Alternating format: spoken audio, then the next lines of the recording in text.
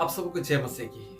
मैं प्रभु का दास फिर से आपका स्वागत करता हूँ। मेरे प्रियो, हम जानते हैं कि कहा गया ऐसा है कि मोर प्रेयर और more power, less prayer less power and no prayer no power. और ये जो कहावत है हमारे जीवन में एग्जैक्ट सही बैठता है कि हम जब जब प्रार्थना करते हैं तब तक कुछ ना कुछ होता है, और जैसे ही हम प्रार्थना को कम कर देते हैं हमारे जीवन में कुछ थोड़ा होता है, और हम जब प्रार्थना को बंद कर देते हैं तो हमारे जीवन में, क्रिस्टीय जीवन में कुछ भी नहीं होता।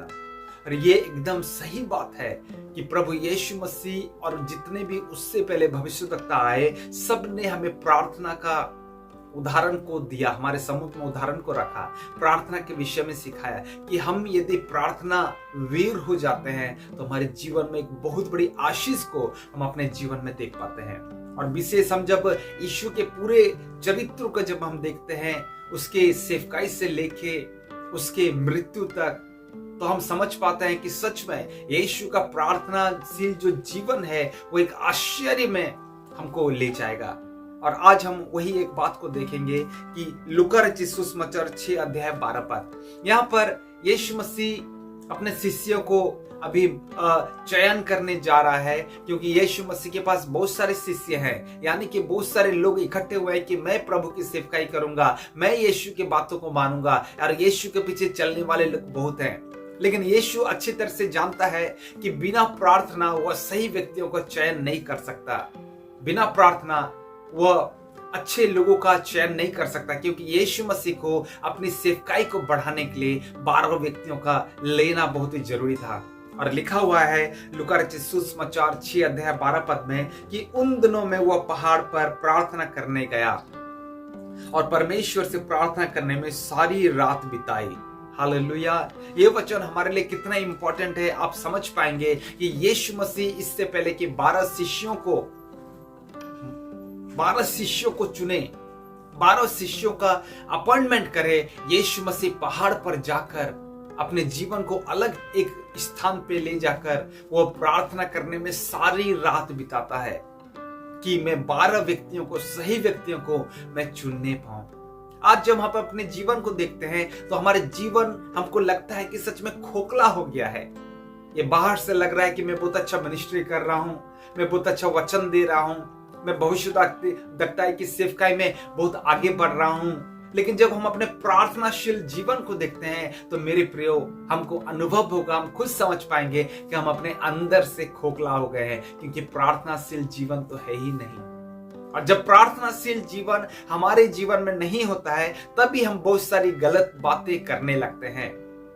और यीशु मसीह इसी गलती को ना करे, क्योंकि वो अभी ह्यूमन बीइंग भी है।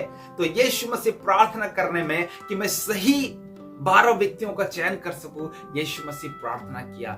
यीशु मसीह इसको छोटा नहीं माना कि मैं 12 व्यक्तियों को ऐसे ही चुन लूंगा। यीशु मसीह ने ये सोचा कि मुझे 12 व्यक्तियों का नियुक्त करने के लिए मुझे सही डायरेक्शन का होना जरूरी है, क्योंकि रात भर उसने प्रार्थना किया। और लिखा हुआ है कि जब दिन हुआ तो उसने अपने 12 चेलों को बुलाकर उनमें से 12 चुन लिए।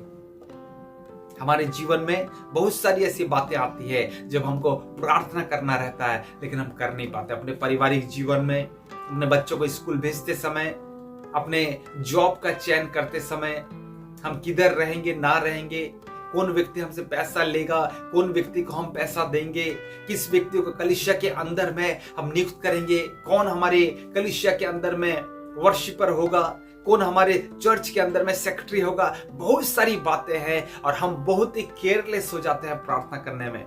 लेकिन यीशु के इस एक कार्य से हमको सीखने की आवश्यकता है कि हम जो भी करें हम प्रार्थना से ही आरंभ करें, ताकि हम बाद में जाकर ना पछताएं कि मैंने ये क्या कर दिया। और हम फिर लास्ट स्टेज को यीशु का देखते हैं तो यीशु क्रूस के ऊपर से भी प्रार्थना कर रहा है कि हे पिता, इन्हें क्षमा कर, क्योंकि ये नहीं जानते कि क्या कर रहे हैं। उसके बीच में बहुत सारी बातें हैं। बहुत बार यीशु मसीह के विषय में लिखा हुआ है कि यीशु मसीह भोर होते ही प्रार्थना करने चला गया।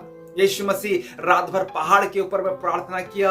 यीशु मसीह नौका में सो रहा था, तो उस समय बहुत सारी बातों को हम देख पाते हैं, डांटता है। तो बहुत सारी जगह में यीशु मसीह ने प्रार्थना किया।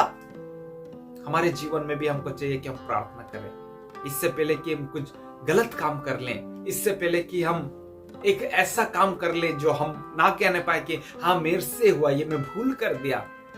इससे पहले हमको चाहिए कि हम प्रार्थना करें। यदि प्रार्थना नहीं करते हैं तो अवश्य हमारे जीवन से भूल हो जाएगी, क्योंकि प्रार्थना हमें डायरेक्ट करता है, प्रार्थना हमें डायरेक्शन देता है, प्रार्थना हमें हर बातों को जो हमारे जीवन में गलत है आ सकती है उसको दूर करने के लिए प्रार्थना सहायता करता है। इसलिए मेरे प्रियो, आइए हम अधिक प्रार्थना में अपने जीवन को व्यतीत करें, हमारे जीवन में अधिक से अधिक हम प्रार्थनाशील व्यक्ति बन जाए, क्योंकि दिन एक ऐसा आ गया है कि हम प्रार्थना और नहीं कर पा रहे, क्योंकि सेवकाई को हम बहुत ही बड़ा मान रहे हैं। मेरे प्रियो, सेवकाई तो है, लेकिन सेवकाई जितनी भी बड़ी हो हमें उतनी अधिक प्रार्थना करने की आवश्यकता है। आप सबको परमेश्वर बहुत आशीष दे। मैं दुआ करना चाहूंगा। दयालु प्रभु, हमारे भाई और बहन, हमारे जितने भी और प्रभु जी हालेलुया दास दासी आपके दास लोग देख रहे पिता, सबों के लिए मैं दुआ करता हूँ। यीशु के नाम में प्रार्थना का आत्मा दे, यीशु के नाम में शक्तिशाली आत्मा दे, यीशु के नाम में उनके प्रार्थना जीवन को बढ़ा दे, ताकि उनका जीवन बेहतरीन जीवन हो जाए। अब कुछ भी ऐसी गलती ना करने पाए पिता, आप सहायता कर, प्रार्थना के द्वारा गाइड कर, यीशु के नाम से मांगते हैं, सुनिए ग्रहण कीजिए। आमीन। परमेश्वर आपको बहुत आशीष दे। जय मसीह की। God bless you.